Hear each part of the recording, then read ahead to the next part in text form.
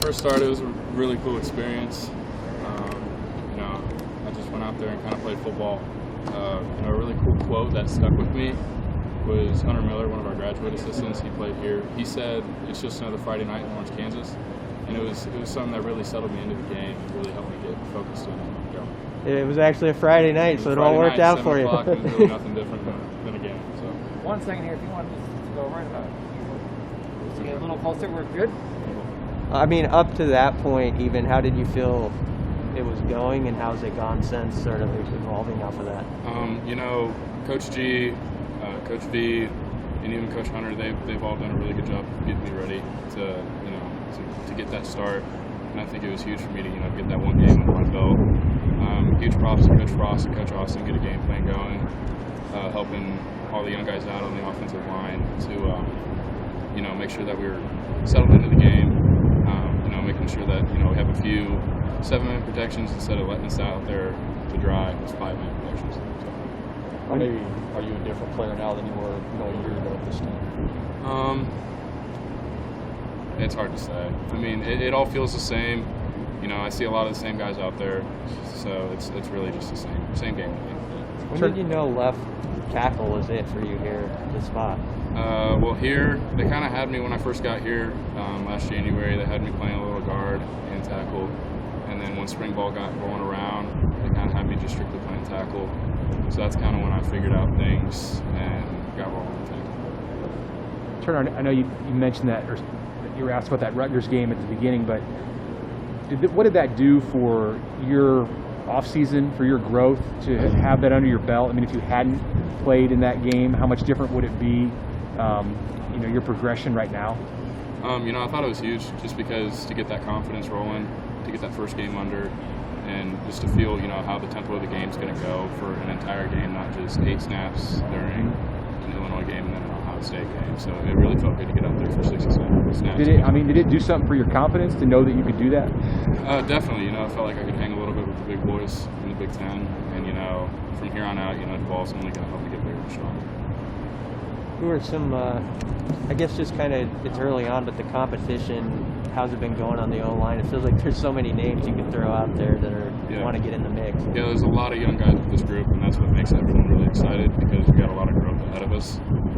There's always going to be a little bit of growing pains. I'm going to say right now, Teddy, Nuri, Jimmy Fritchie, they're all aiming for that left tackle spot, and it's pushing me quite a bit to perfect my game and make sure that I'm doing what I need to do to stay.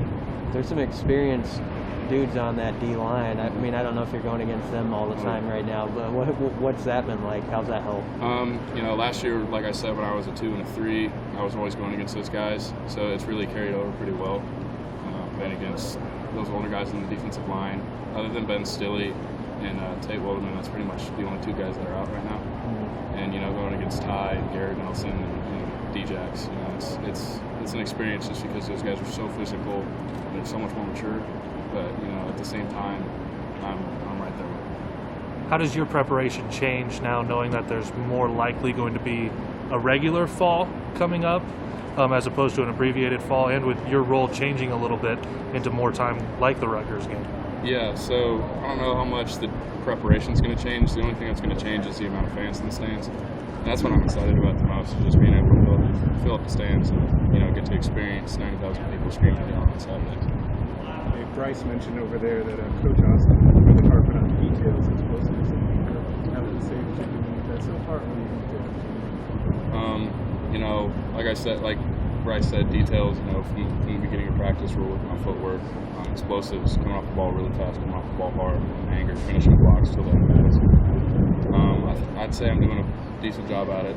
There's a few things that we need to work on as an offense, and then obviously for myself, I have a few things. Who's sort of is there a leader in that room, or does everybody feel like it's got to be a group deal?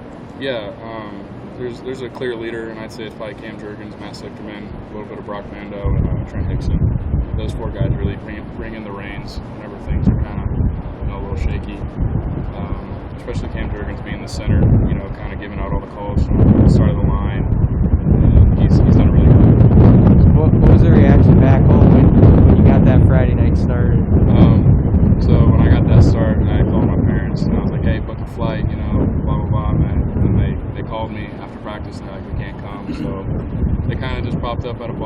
snacks and invited a bunch of people and watched the game. So it was pretty cool. What kind of gains physically have you made since you got on campus about a year ago? So last year I was sitting at about 295. Right now I'm still at about 295, but I was sitting at about 26, 27, 28% body fat. And right now I've knocked it down to like 24, 25%. So I've kind of leaned up a little bit, and now I'm just trying to put on muscle. Is that your ideal weight, you think, is 295? I kind of want to get to about 305, maybe 310. I'm doing okay at that weight right now. I feel like